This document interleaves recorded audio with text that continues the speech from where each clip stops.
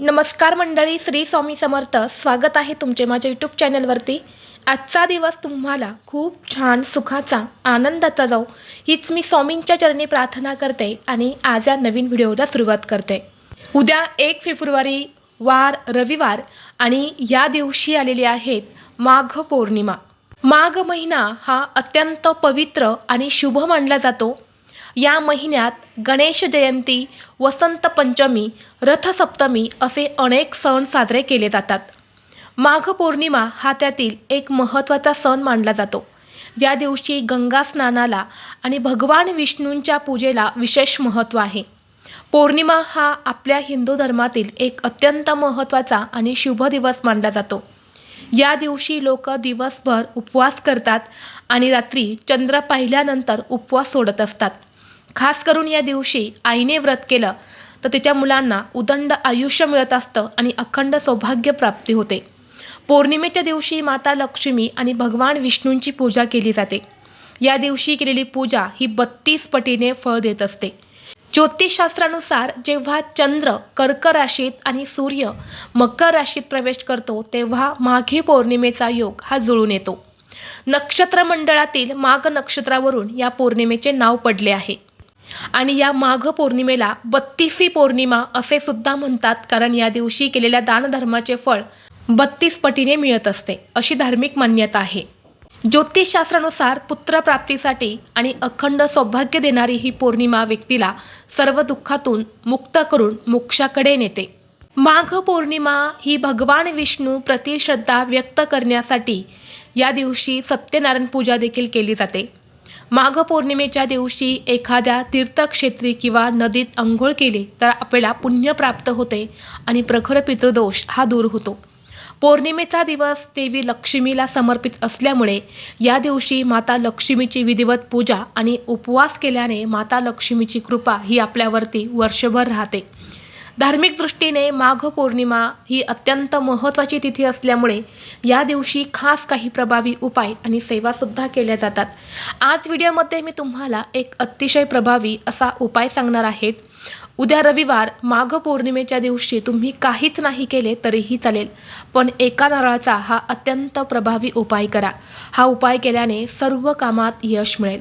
लक्ष्मीच्या कृपेने वर्षभर घरात भरभराट होईल, कर्जमुक्ती होईल, घरातील गरिबी दरिद्रता नष्ट होऊन घरात अखंड लक्ष्मी नांदेल. तर हा नारळाचा उपाय कसा करायचा आहे, कोणत्या वेळेत करायचा आहे याबद्दलची संपूर्ण माहिती या व्हिडिओमध्ये मी तुमच्यासोबत शेअर करणार आहे. त्यामुळे तुम्ही हा व्हिडिओ स्किप न करता शेवटपर्यंत नक्की पहा. चॅनलवरती नवीन असाल तर सबस्क्राईब करा आणि असेच माहितीपूर्व नवनवीन व्हिडिओ पाहण्यासाठी बेल आयकॉनलाही प्रेस करा, म्हणजे जेव्हा कधी मी नवीन व्हिडिओ अपलोड करेल त्याचं नोटिफिकेशन सर्वात अगोदर तुम्हाला भेटेल आणि तुम्ही एक पण व्हिडिओ मिस करणार नाही. तसेच हाईप बटनला देखील क्लिक करा. आज या व्हिडिओमध्ये मी तुम्हाला जो उपाय सांगणार आहे तर हा उपाय आपल्याला उद्या रविवारी माघ पौर्णिमेला संध्याकाळी करायचा आहे. संध्याकाळी तुम्ही 6 वाजल्यापासून ते अगदी रात्री 12 वाजेपर्यंत हा उपाय कधीही करू शकता, परंतु तुम्हाला शक्य असेल तर सायंकाळी 6 वाजल्यापासून ते 9:30-10 वाजेपर्यंत हा उपाय करण्याचा जास्तीत जास्त प्रयत्न करा. कारण बघा, या दिवशी आपल्या प्रत्येकाच्या घरात माता लक्ष्मी सूक्ष्म स्वरूपात वास करत असते आणि सायंकाळची जी वेळ असते तर ती आपल्या घरात लक्ष्मी येण्याची वेळ असते आणि म्हणून यावेळेला आपण हा उपाय जर केला तर तो खूप जास्त प्रभावी ठरत असतो. आणि म्हणून शक्य असेल तर तुम्ही 6 वाजल्यापासून ते 9:30 वाजेपर्यंत हा उपाय करण्याचा प्रयत्न करा. ते शक्य नाही झालं तर तुम्ही अगदी रात्री 12 वाजेपर्यंत हा उपाय केला तरीसुद्धा चालणार आहे, कारण संपूर्ण दिवसभर आणि रात्रभर ही पौर्णिमा तिथी असणार आहे. तर पहा, माघ पौर्णिमा स्नानासाठी आणि दानासाठी अत्यंत महत्त्वाची तिथी मानली जाते, कारण या दिवशी भगवान श्रीहरी विष्णू पवित्र नद्यांमध्ये निवास करत असतात आणि म्हणून पवित्र गंगेवरती जर आपण स्नान केले तर त्यांची कृपा आशीर्वाद हा आपल्याला प्राप्त होत असतो आणि आपल्या जीवनातील अनेक समस्या ह्या दूर होतात. परंतु जर तुम्हाला पवित्र नदीवरती जाऊन स्नान करणं शक्य झाले नाही तर घरच्या घरीच तुम्हाला अंघोळीच्या पाण्यामध्ये 2 थेंब गंगाजल टाकून स्नान करायचं आहे, जेणेकरून तुम्हाला भगवान श्रीहरी विष्णूंचा आशीर्वाद प्राप्त होऊन तुमच्या जीवनातील सर्व समस्या अडचणी या दूर होतील, प्रखर पितृदोष हा दूर होईल. तसेच धार्मिक मान्यतेनुसार या दिवशी पवित्र तीर्थक्षेत्री स्नान केल्याने 32 पटीने फळ मिळत असते. आणि त्याचबरोबर आपण जर हा नारळाचा उपाय आपल्या घरामध्ये या माघ पौर्णिमेला केला तर त्याचे सुद्धा आपल्याला 32 पटीने फळं प्राप्त होत असते. आणि म्हणून जर घरामध्ये सतत आर्थिक अडचणी येत असतील, आलेला पैसा घरामध्ये टिकत नाही, जिथे तुम्ही 5 रुपये कमवता तिथे तुमचे 100 रुपये खर्च होत असतील, किंवा कष्ट आणि मेहनत करूनही तुमच्या कष्टाला आणि मेहनतीला हवं तसं यश मिळत नसेल, तुम्हाला कोणत्याही कामामध्ये यश मिळत नसेल, कोणतीही गोष्ट तुमच्या मनासारखी घडत नसेल, किंवा भरपूर दिवसापासून तुमच्या मनामध्ये एखादी इच्छा आहे, प्रत्येकाच्या मनात इच्छा असते, अगदी माझ्यापासून ते तुमच्यापर्यंत, परंतु कधीकधी आपण कितीही प्रयत्न केले, कितीही कष्ट केले तरीही आपली इच्छा पूर्ण होत नाही. आणि म्हणून तुमचीही इच्छा पूर्ण होत नसेल तर तुम्ही हा उपाय नक्की करा.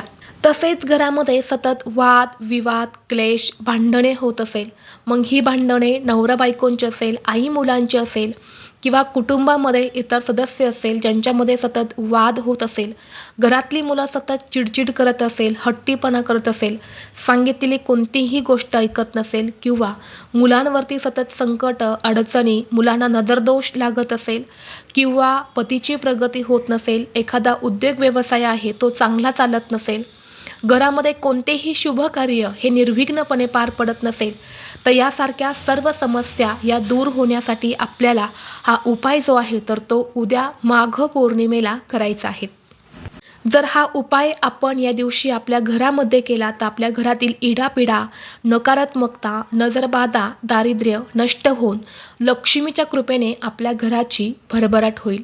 तर हा उपाय आपल्याला उद्या सायंकाळी करण्यापूर्वी सर्वप्रथम तुमच्या देवघरामध्ये जो दिवा तुम्ही नेहमी लावतात तर तो दिवा लावून घ्यायचा आहे. धूप दीप अगरबत्ती लावायच्या आहेत. यामुळे आपल्या घरातील वातावरण हे प्रसन्न होतं आणि देवी देवता हे सुद्धा प्रसन्न होत असतात. आणि यानंतर आपण जे काही उपाय करतो ना त्या उपायांचा आपल्याला निश्चितच फळ प्राप्त होते. म्हणून तुम्हाला सर्वप्रथम देवघरामध्ये दिवा लावून घ्यायचा आहे. मुख्य प्रवेशद्वारावरती सुद्धा एक दिवा लावायचा आहे, कारण तिथूनच आपल्या घरामध्ये लक्ष्मी येत असते आणि पौर्णिमा ही तिथी माता लक्ष्मीला समर्पित आहे. त्यामुळे बघा तिथे सुद्धा एक दिवा लावायचा आहे. मुख्य प्रवेशद्वार हा उघडा करून ठेवायचा आहे आणि यानंतर तुम्हाला हा उपाय करायचा आहे. आता उपाय करण्यासाठी तुम्हाला एक नारळ लागणार आहे. नारळ घेताना चांगला घ्यायचा आहे, ज्यामध्ये पाणी असेल असा एक नारळ तुम्हाला घ्यायचा आहे. नारळ घेताना थोडासा वरून सोलून घ्या. पूर्ण नारळ सोलायची गरज नाही, फक्त थोड्याशा वरच्या शेंड्या ज्या आहेत तर त्या नारळावरच्या काढून घ्यायच्या आहेत. यानंतर तुम्हाला 5 भीमसेनी कापूरवड्या घ्यायच्या आहेत. सर्वप्रथम या कापूरवड्या तुम्हाला तुपामध्ये भिजवून घ्यायच्या आहेत. एका वाटीमध्ये या कापूरवड्या ठेवायच्या आहेत. भीमसेनी कापूर तुमच्याकडे नसेल तर तुम्ही साधा कापूर देखील घेऊ शकता. यानंतर काय करायचं आहे, एका ताटामध्ये तुम्हाला हा नारळ जो आहे तर तो ठेवायचा आहे. नारळाची शेंडी देवाकडे येईल अशा पद्धतीने हा नारळ तुम्हाला ताटामध्ये ठेवायचा आहे. यानंतर एक कापूरवडी जी आहे तर ती तुम्हाला त्या तुपामध्ये काढून त्या नारळावरती ठेवायची आहेत. यानंतर थोडीशी पिवळी मोहरी तुम्हाला हातामध्ये घ्यायची आहे. पिवळी मोहरी नसेल तर तुम्ही काळी मोहरी देखील घेऊ शकता. यानंतर ही मोहरी सर्वप्रथम तुमच्या घरातील लहान मुलांवरून तुम्हाला डोक्यापासून ते खाली पायापर्यंत 7 वेळा उतरवून घ्यायच्या आहेत. आपल्या मुख्य प्रवेशद्वारावरून सुद्धा 7 वेळा उतरवून घ्यायच्या आहेत. एकच चिमूटभर मोहरी घ्यायच्या आहेत. प्रत्येक व्यक्तीसाठी वेगवेगळी मोहरी घेण्याची गरज नाही. एकच चिमूटभर मोहरी घरातील मुलांवरून आणि मुख्य प्रवेशद्वारावर उतरवून घ्यायची. यानंतर नारळावरती जी आपण कापूरवडी ठेवली आहे तर ती तुम्हाला कापूर प्रज्वलित करायचं आहे आणि त्यावरून ही चिमूटभर मोहरी तुम्हाला टाकायची आहेत. आता कापूर प्रज्वलित केल्यानंतर तुम्हाला श्री स्वामी समर्थ, श्री स्वामी समर्थ, श्री स्वामी समर्थ या मंत्राचा जप करायचा आहे, किंवा नवार्णव मंत्राचा जप तुम्ही करू शकता. ओम ऐं ह्रीं क्लीं चामुंडाय विच्चे हा नवार्णव मंत्र आहे, तर या मंत्रास तुम्ही पठण करू शकता. या 2 पैकी जो मंत्र तुम्हाला पठण करणं शक्य होईल त्या मंत्राचं पठण करायचं आहे. आता एक कापूरवडी संपत आली की पुन्हा दुसरी कापूरवडी तुम्हाला त्या नारळावरती ठेवायची आहेत आणि हा नारळ आपल्या देवघरासमोर ठेवून या कापूरवड्या ज्या आहेत तर त्या आपल्याला आपल्या देवघरासमोर जाळायच्या आहेत। आता एक एक करून तुम्ही ह्या कापूरवड्या ठेवल्यानंतर ना, शेवटची कापूरवडी तुम्ही ठेवल्यानंतर ना, त्याचा धूर हा संपूर्ण घरामध्ये तुम्हाला फिरवायचा आहे आणि पुन्हा नारळ आणून तुम्हाला तुमच्या देवघरासमोर ठेवायचा आहे। प्लेटमध्ये तसाच ठेवला तरीसुद्धा चालेल। आता हा कापूर जाळून झाल्यानंतर तुम्हाला भगवान श्रीहरी विष्णू आणि माता लक्ष्मी यांना मनोभावे प्रार्थना करायच्या आहेत। घरात सुख समृद्धी नांदावी, घरातील सर्व इडापिडा अडचणी दूर व्हावी अशी प्रार्थना करायची आहेत। आता हा जो नारळ आहे तर हा नारळ काय करायचा आहे तर तुम्ही हा नारळ दुसऱ्या दिवशी वाहत्या पाण्यामध्ये विसर्जित करू शकता किंवा जेव्हा पुढच्या महिन्यामध्ये पौर्णिमा तिथी येईल तेव्हा त्या पौर्णिमेला तुम्ही सेम असा उपाय जो आहे तर तो तुमच्या घरामध्ये करू शकता। जर आपण प्रत्येक महिन्यात येणाऱ्या पौर्णिमेच्या दिवशी आपल्या घरात फक्त एवढाच उपाय जर केला ना, घरात असणाऱ्या सर्व कितीही मोठ्यातल्या मोठ्या अडचणी असेल तर त्या दूर होतात आणि भगवान श्रीहरी विष्णू माता लक्ष्मीची कृपा ही आपल्यावरती आपल्या कुटुंबावरती राहत असते आणि म्हणून तुम्ही हा उपाय प्रत्येक महिन्यात येणाऱ्या पौर्णिमेला करू शकता। आता जर उपाय करत असताना जर नारळाला तडा गेला, नारळ जर फुटला तर अशावेळी तो नारळसुद्धा तुम्हाला विसर्जित करायचा आहे, तो पुन्हा तुम्हाला वापरता येणार नाही। तर अशा पद्धतीने हा एक उपाय तुम्ही नक्की उद्या माघ पौर्णिमेला करून पहा। तुमच्या घरात कितीही मोठ्यातल्या मोठ्या समस्या असतील तर त्या नक्कीच दूर होतील।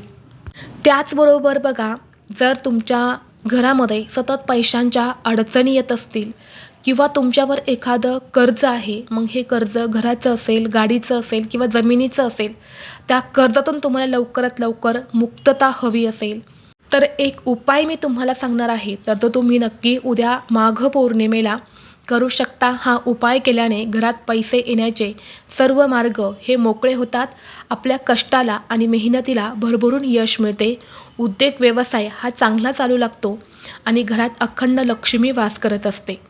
आता हा उपाय करण्यासाठी सुद्धा तुम्हाला एक नारळ लागणार आहेत। बघा, एकाक्षी नारळसुद्धा असतो। बहुतेक वेळा नारळाला 3 डोळे असतात, परंतु ज्या नारळाला 1 डोळा असतो त्याला एकाक्षी नारळ असे म्हटले जाते आणि एकाक्षी नारळ म्हणजे साक्षात लक्ष्मीचं रूप मानलं जातं। म्हणून जर तुम्हाला उद्याच्या दिवशी कुठे एकाक्षी नारळ भेटला तर तो आणायचा आहे आणि त्यावर तुम्हाला कुंकवाने एक स्वस्तिक काढायचं आहे। आपल्या देवघरासमोर हा नारळ ठेवून त्यावरती स्वस्तिक काढायचं आहे। एक लाल कपडा घ्यायचा आहे, लाल कपड्यामध्ये हा नारळ ठेवून त्याची तुम्हाला पूजा करायची आहे आणि लाल कपड्यामध्ये हा नारळ बांधून तुम्हाला तुमच्या मुख्य प्रवेशद्वारावरती तुम्हाला बांधायचा आहे। आतल्या साईडने बाहेरच्या साईडने जिथे कुठे जागा असेल तिथे तुम्हाला हा नारळ बांधायचा आहे आणि यानंतर आपल्या देवघरासमोर बसून तुम्हाला 1 वेळा श्री सुक्तमचं पठण करायचं आहे आणि 1 वेळा व्यंकटेश स्तोत्रमचं पठण करायचं आहे, 16 वेळा विष्णू गायत्री मंत्राचं पठण करायचं आहे, 16 वेळा गायत्री मंत्राचं पठण करायचं आहे आणि 16 वेळा कुबेर मंत्राचं पठण करायचं आहे आणि यानंतर नवार्णव मंत्राचं सुद्धा तुम्हाला 16 वेळा पठण करून श्री स्वामी समर्थ या मंत्राचा 1 माळ जप करायचा आहे। या सगळ्या सेवा करून झाल्यानंतर तुम्हाला दोन्ही हात जोडून माता लक्ष्मीला धनप्राप्तीसाठी आणि लक्ष्मी प्राप्तीसाठी दोन्ही हात जोडून प्रार्थना करायची आहे। तर अशा पद्धतीने हा उपाय तुम्ही उद्या माघ पौर्णिमेला दिवसभरामध्ये कधीही करू शकता। जर मुख्य प्रवेशद्वारावरती हा नारळ जर बांधायला जागा नसेल तर हा नारळ तुम्ही तिजोरीमध्ये सुद्धा ठेवू शकता किंवा मग उद्योग व्यवसाय आहे तिथे तुम्ही हा नारळ ठेवला तरीसुद्धा चालेल। आणि जर या दिवशी तुम्हाला एकाक्षी नारळ भेटला नाही तर तुम्ही साधा नारळ जो असतो जो आपण पूजेमध्ये वापरतो तो नारळ तुम्ही घेतला तरीसुद्धा चालेल। फक्त नारळ घेताना नवीन घ्यायचा आहे, अगोदर पूजेमध्ये वापरलेला नसावा असाच नारळ तुम्हाला घ्यायचा आहे ज्यामध्ये पाणी असेल। तर असे हे 2 उपाय जे आहेत तर ते आपल्याला उद्या माघ पौर्णिमेला करायचे आहेत। पहिला उपाय हा तुम्हाला संध्याकाळीच करायचा आहे आणि जो दुसरा उपाय मी सांगितला तर तुम्ही दिवसभरामध्ये कधीही करू शकता। तर ही अत्यंत महत्त्वाची माहिती मला तुमच्यापर्यंत शेअर करायची होती। व्हिडिओ तुम्हाला आवडला तर लाईक करा, चॅनलवरती नवीन असाल तर सबस्क्राईब करा आणि हा व्हिडिओ आपल्या मित्रपरिवारासोबत जास्तीत जास्त शेअर करा। चला तर मग भेटू असंच पुढल्या एका नवीन व्हिडिओमध्ये। तोपर्यंत सर्वांना श्री स्वामी समर्थ।